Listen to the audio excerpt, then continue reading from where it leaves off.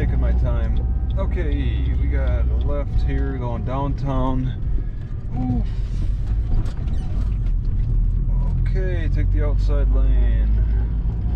Going to the downtown to the Safeway in Spearfish. It's got some activity here. It seems kind of like tourist activity, maybe. There seems to be people with money for sure. People who have a little extra money to spend from maybe all that Black Hills gold mining. They want to get away from the Black Hills a little bit and not go to Rapid City. Want to go somewhere a little different and come to Spearfish. Oh, and they're talking about the vehicles on the lot. You can clearly see hail damage there. They're talking about vehicles that they're selling. Like right here, you can see several welts even on the roof of the truck too. I wonder what kind of discounts they're talking about. South Dakota might be a good opportunity to get something. I ran across the road and my calf is still bothering me. It is hard. It's snapping. It feels like it's gonna break again. I need a long time to repair this broken calf. So I was learning a little bit more about Wild Bill Hickok and his life with some YouTube videos. There's a couple of videos over 30 minutes long, both very well researched about his history. And he was all over the place, Niagara Falls and then south of here in Deadwood and like not Carolina, but one of them eastern southern states, Georgia or something, Tennessee maybe. He's all over the place. I'm pretty sure he probably passed through Spearfish too. It's pretty nice. When I was at the fish hatchery, I read that a guy started trying to save the fishes, fish management in the 1870s. Well, the wild frontier was declared closed in the 1890s. So they're saying the conservation movement started before even the frontier was declared officially closed, where everybody owns every inch of the US. And in the 1870s, not everybody owned every inch. So it's kind of interesting how they claim to have started the conservation movement 20 years before the frontier was declared closed.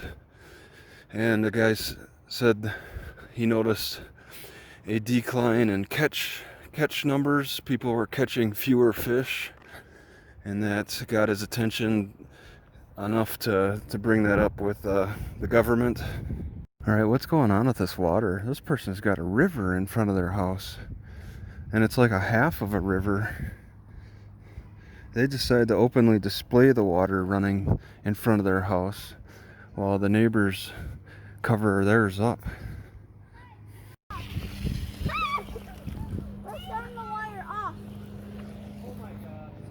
This isn't common to have water like this, because the parents reacted. The dad said, "Oh my gosh, it's running down the street."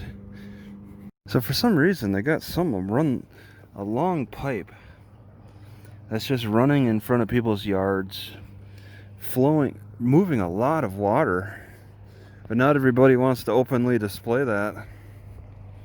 Here's another one at the corner. This is pretty rare to see. Whoa.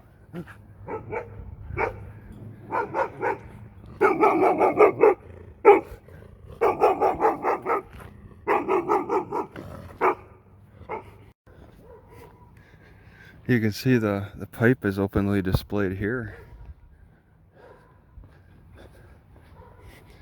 I didn't even bother to cover. Whereas here they just got little wooden slats over it. Interesting. It's kind of rare to see handicap designated fishing areas. That's what they got here. Trout are probably the most common type of fish. I feel like if the Indians knew that they could make tea out of pine needles to prevent scurvy, they must know that even common grass is good enough for a nutritional type of tea to give them vitamins they need. If they knew how to solve their scurvy issues. But you can't look at the plentifulness of this patch of grass and take it for granted that since it's so plentiful, it's probably valueless. It makes a good tea. It's better than drinking straight water. Boiling the grass leaves in water, I think improves the value of that drinking water. I don't think this plant, whatever it's called, got so much mowed down as much as wait a second, where the heck is it? Yeah, as much as that bug has been eating the heck out of them.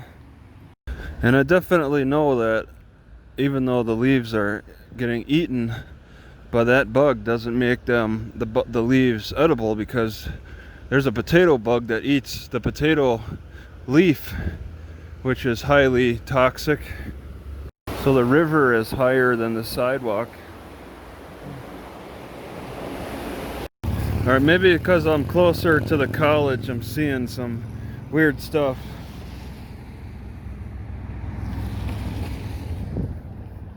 They get a little creative around the college.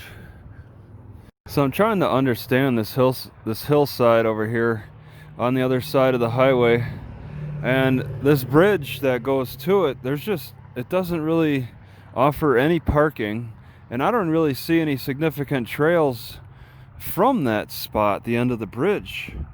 It's like the significant trail actually just kind of goes past it. Beyond it, people are parking much further down and then having to walk along the highway over this way. It's kind of strange how they have it set up. I don't understand why they wouldn't put a parking lot at the end of that bridge. I'm leaving the Safeway. I want to go to a small park, take a right on Nevada, short distance away. It's on a Sunday, and I want to kind of wait for the library to open at 1, I guess. Just hang out in a park. Oh, it makes such a groan when I turn so much. Such a groan. Ooh.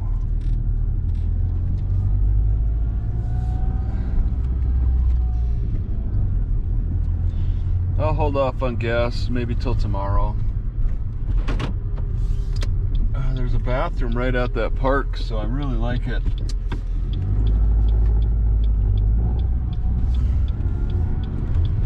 Just got to get this first turn right.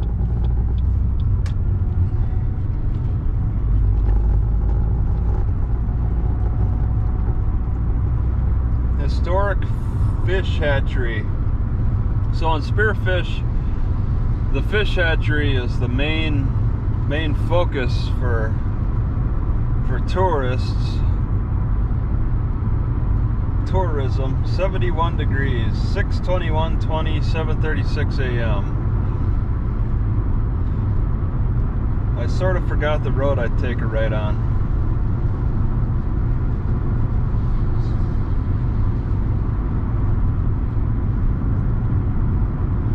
I don't know the speed limit. Nevada, that was it. Oh my God.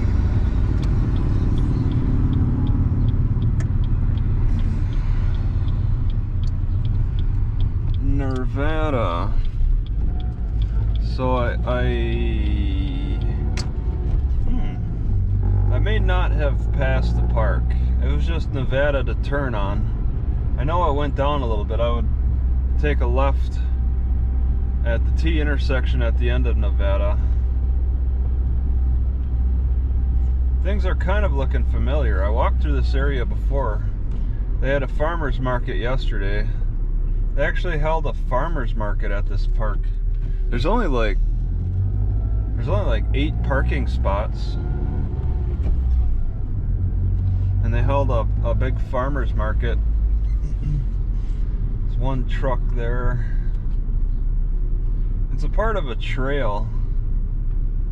You don't even have to stop here. But it's highly recommended. Alright, plenty of spaces. Lions Memorial Park.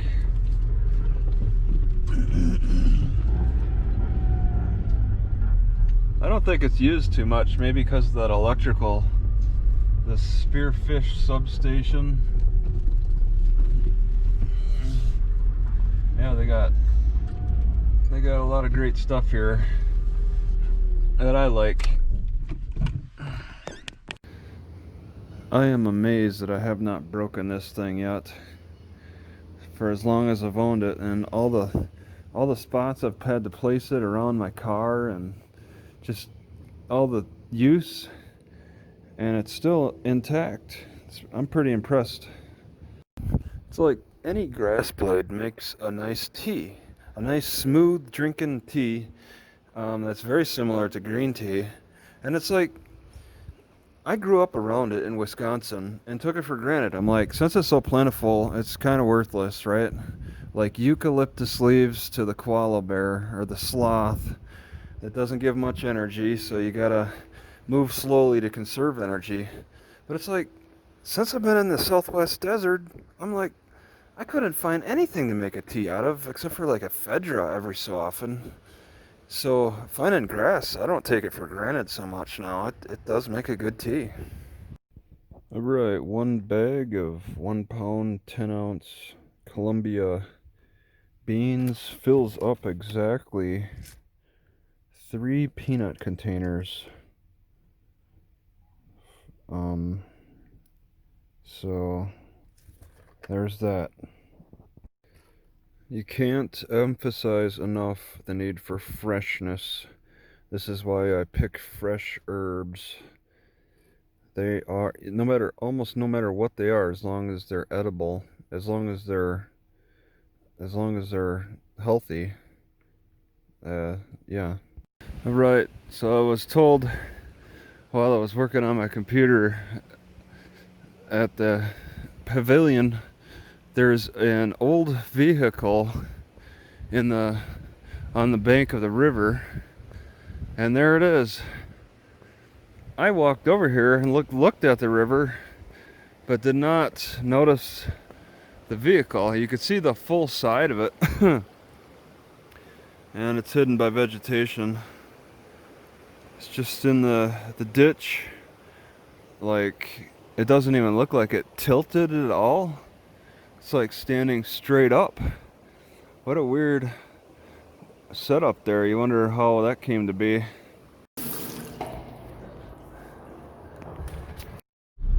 Right, I don't have much gas, but I'm just gonna go camp somewhere very close by. I kind of want to see what the parking is like for Lookout Mountain.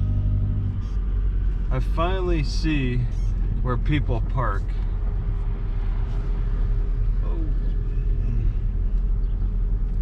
It's just a short distance from the Safeway. It's like it finally popped up on my Google Maps.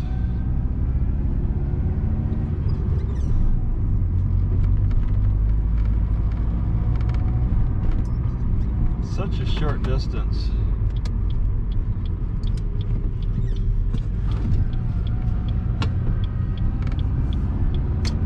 I walked this way, but I didn't walk far enough. What? Oh my God. What? Really? Oh no.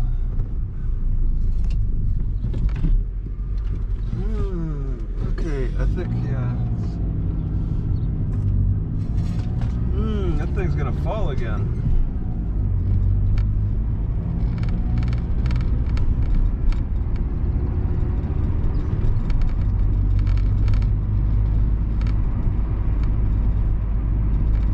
Okay. Senior Center. I did walk far enough. I think I walked far enough. I must have.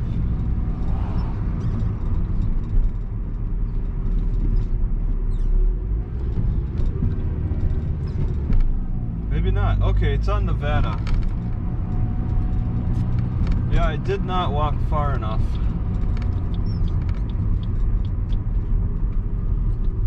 Wow, there's a couple of cars here.